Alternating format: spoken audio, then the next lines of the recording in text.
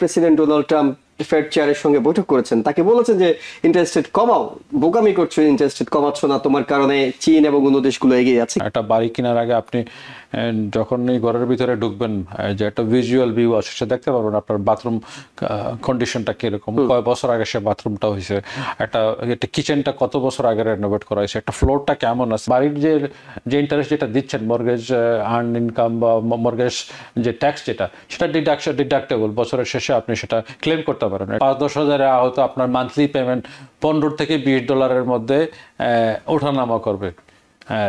তো সেই $20 জন্য তো আপনার এটা পছন্দের একটা বাড়ি আপনি মিস করাটা সে ওটা বোকামি হবে। আমরা সবাই ধরে নিই যে সামারে আসলেই মানুষ বাড়ি পরিবর্তন, বাড়ি কেনা বেচা এইসব পরিকল্পনাগুলো করতে থাকে। আপনাদের প্রস্তুতি কেমন, কিংবা মার্কেটের এখনকার অবস্থাটাই আসলে কেমন? আসসালামু আলাইকুম, ধন্যবাদ ভিউয়ার যারা আমাদের সাথে এই প্রোগ্রামে আজকে যুক্ত হয়েছেন বা ফিউচারে এই প্রোগ্রামটি উপভোগ করবেন বা দেখবেন। আসলে রিয়েল এস্টেটে সবসময় আমরা ব্যস্ত থাকি, বাট সামারটা এই কারণেই বলা হয় যে কারণ একটা ফ্যামিলির স্কুল বন্ধ হয়ে থাকে, এরা মুভিং করে থাকে এক জায়গা থেকে আরেক জায়গাতে, একটা বাসা থেকে আরেকটা বাসা, একটা নেইবারহুড থেকে আরেকটা নেইবারহুড, অন্যান্য ক্ষেত্রে স্টেট টু স্টেটও হয়ে থাকে। তো সামারটাকে বেসিক্যালি একটা festive moment for real estate সংশ্লিষ্ট যারা আছেন তাদের জন্য, যারা বিক্রি করেন তাদের জন্য, যারা কিনেন তারাও, এবং এজেন্ট এবং মর্গেজ ব্রোকার, ব্যাংক, সবাই কিন্তু একটা ব্যস্ত মৌসুমে মানে নিজেরা থেকে আগে থেকে প্রিপারেশন থাকেন যে এই 3-4টা মাস আনটিল সেপ্টেম্বর পর্যন্ত একটা বিজি মৌসুম থাকে। তো সেটা আমরা সবাই কম বেশি যারা এই লাইনে যুক্ত আছে সবাই সেটা বোঝেন, এবং ক্রেতারাও যারা বাড়ি কিনবেন করে ভাবছেন তারাও এই টাইপকেই আসলে বেছে নিতে চান। সবাই প্রস্তুত। বাজারের কি অবস্থা, বাজার কতটা প্রস্তুত, অর্থাৎ মার্কেটের এখন কি অবস্থা? ডিপেন্ড করতেছে কোন নেইবারহুডে আপনি বাড়ি কিনবেন, কোন এরিয়াতে, লং আইল্যান্ডে কিনছেন, কুইন্সে কিনছেন বা ব্রঙ্কসে কিনছেন বা ব্রুকলিনে কিনছেন, বোটা 5 বড়তে মোটামুটি একটা সবসময় একটা কম্পিটিশন ভাবছি, কারণ যেহেতু আপনাদের মনে রাখতে হবে শুধু আমাদের কমিউনিটির লোকজন না, অনেকেই ধারণা করেন যে আমি অফার দিলেই বাড়িটা পেয়ে যাব। দেখা যাচ্ছে যে একটা বাড়ির মূল্য 800,000, উনি অফার দিলেন 750, উনি ধারণা করেন তাকে হয়তো নেগোসিয়েশনটা করা যাবে। খেয়াল রাখতে হবে, বুঝতে হবে, যখন একজন রিয়েলেটার আপনার এজেন্ট ছাড়া অন্য এজেন্ট যখন সেটা মার্কেটে দিয়ে থাকে, সাধারণত এটা সিএমএ করে থাকে, একটা কম্পেয়ার মার্কেট প্রাইজাল করে একটা করে সে মার্কেটে দিয়ে থাকে, একটা স্কোয়ার ফিট ধরেই, এটা প্রাইস ধরেই সে করে থাকে, কোনোভাবেই সেটা আকাশ পাতাল খুব একটা সে করবে না, এবং নর্মালি ওই লেভেলেই থাকে, অথবা একটু কম দিয়ে সে মার্কেটে দিয়ে থাকে। তো আপনারা যারা কিনবেন, যারা আমাদের এই অনুষ্ঠানের সাথে যুক্ত আছেন বা দেখবেন আমাদের এই প্রোগ্রামটা, প্লিজ আপনারা নিচের দিকে আপনারা যাবেন না, আপনারা ইকুয়াল সমান যদি বাড়ি নেওয়ার ইচ্ছা থাকে ওই সেম প্রাইসের কাছাকাছি দিবেন, অথবা লিটল বিট হায়ার। কিন্তু তিনি কিভাবে বুঝবেন? সবাই তো একটু লাভ চান, মানে একটু কমে যদি পাওয়া যায়, সবারই তো এটা প্রত্যাশা থাকে। তাহলে বাজারে আসলে এটা দামটা কোনটা এক্স্যাক্টলি বললে তিনি পাবেন, সেটা তিনি বুঝবেন কিভাবে?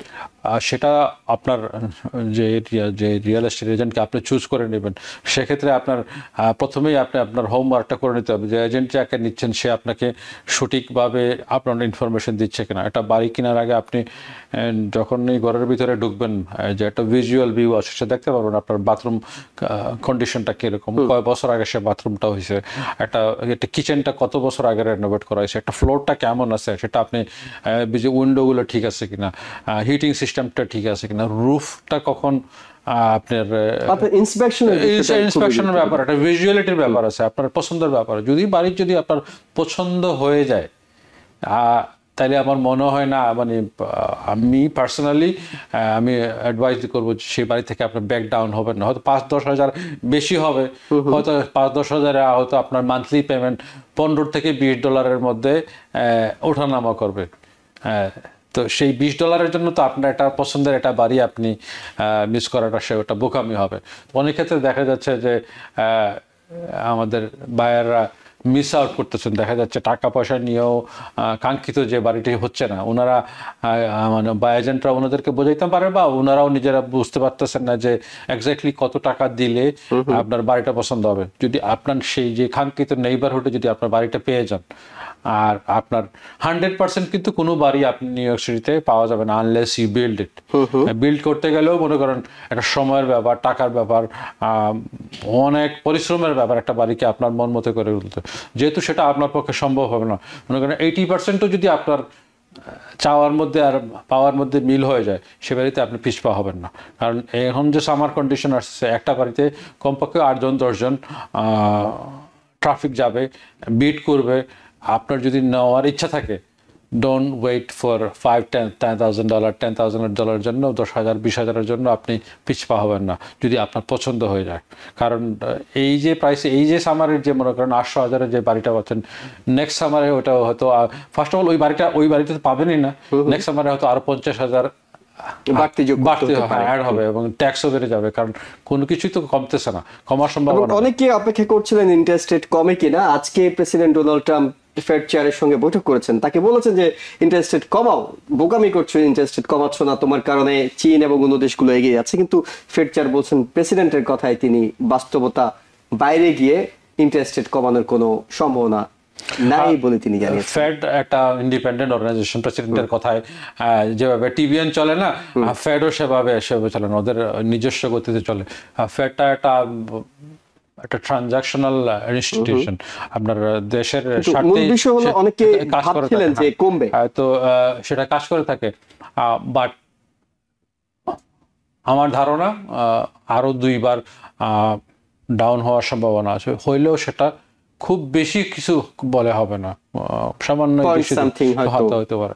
তো বেস্ট হইলো মনে করেন বছর 2-1 পরে যখন ইন্টারেস্ট নেমে আসবে, তখন আপনি রিফাইন্যান্স করে নেন। আমি আবারও বলছি যে ইন্টারেস্ট নিয়ে খুব একটা মাথা ঘামানোর দরকার নাই, কারণ এটা অনেক ক্ষেত্রে সে ট্যাক্স ডিডাক্টেবল। বাড়ির যে ইন্টারেস্ট যেটা দিচ্ছেন, মর্গেজ আর্ন ইনকাম বা মর্গেজ যে ট্যাক্স যেটা, সেটা ডিডাক্টেবল, বছরের শেষে আপনি সেটা ক্লেম করতে পারেন। এটা গাড়ির বা ক্রেডিট কার্ডের, ব্লুমিংডেল বা মেসিসের ক্রেডিট কার্ডের মতো না। আপনার অনেক দেখা যাচ্ছে 8-10 হাজার টাকা মেসিসের কার্ডের মধ্যে আছে, বা ভিসা কার্ডে 10,000 টাকা আছে, সেটা কিন্তু ট্যাক্স ডিডাক্টেবল না, আপনি ইন্টারেস্টটা নিতে পারছেন। কিন্তু বাড়ির ক্ষেত্রে যেটা আসে সেটা আপনি নিতে পারবেন। এবং সবচেয়ে বড় কথা, রিফাইন্যান্স করার একটা সুযোগ আছে, যখন কমে আসবে আপনি রিফাইন্যান্স করে নিতে পারবেন। যুগ ধরে এভাবেই চলতেছে আমেরিকার যে সিস্টেম। আমরা যারা আগে বাড়ি কিনেছি 12, 13, 14, 15% বাড়ি কিনেছি, কিন্তু সেটা তো 3%ও নেমে আসছে, 2%ও না, অনেকে রিফাইন্যান্স করেছেন আপনাকে। সেটা আপনার অপশন আছে, আপনি যখন কমে আসবে তখন রিফাইন্যান্স করে নিতে, আপনার ব্যাংকের সাথেই আপনি করে নিতে পারবেন। হয়তো সামান্য কিছু টাকা আসবে, 4-5 হাজার টাকা খরচ হবে, আর যদি আপনার ব্যাংকে থাকেন এবং সেই টাকাটাও আপনার লোনের মধ্যে, আপনার ক্যাশ টাকা আপনার পকেট থেকে দিতে হচ্ছে না, তো সেভাবে আপনি আগাইতে পারেন। বাট সামারের জন্য যারা বাড়ি কিনবেন, প্রাইস নিয়ে একটু খুব মাথা ঘামায়েন না, কারণ পছন্দ হয়ে গেলে আপনি নিয়ে নেবেন। আপনি আপনার জায়গা থেকে বলছেন, কারণ অনেকে তো আসলে দামটাই তাদের মাথার মধ্যে থাকে অনেক সময়।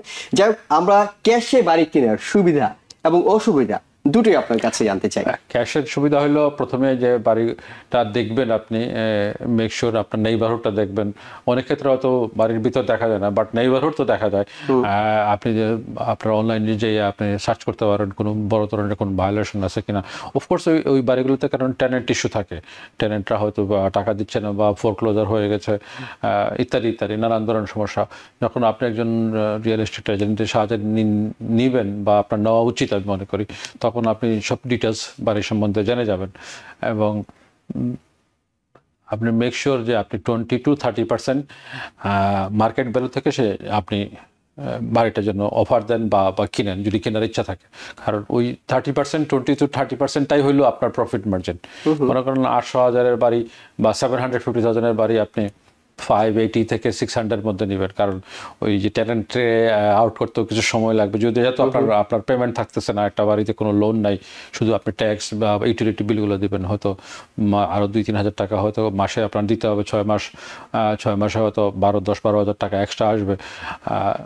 এবং টেনেন্টকে যদি আপনার মুভ আউট করতে হয়, তাদেরকেও একটু এক্সট্রা দিতে হবে।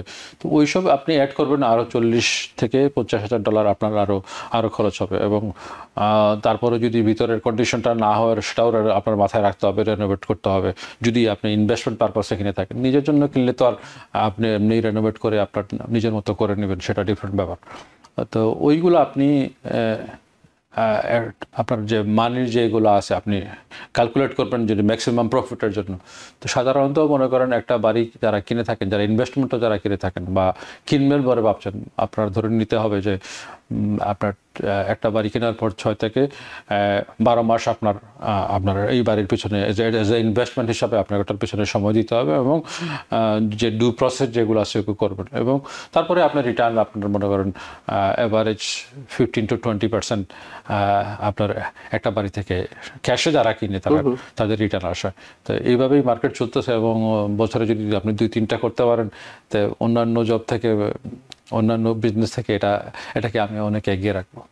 সেটা তো বিজনেস করার জন্য। আর যিনি কিনতে চান তার ক্ষেত্রে এটা কি সুবিধা হিসেবে দেখছেন আপনি নাকি অসুবিধা হিসেবে দেখছেন ক্যাশে বাড়ি কেনাটা?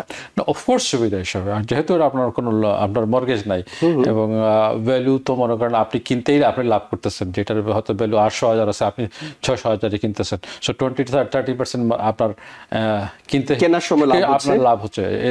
বিক্রি করতে আবার যখন মনে করেন আপনি যখন রেডি করে মার্কেটে দিবেন তখন সেটা আপনার ওই প্রফিট হিসাবেই আসবে।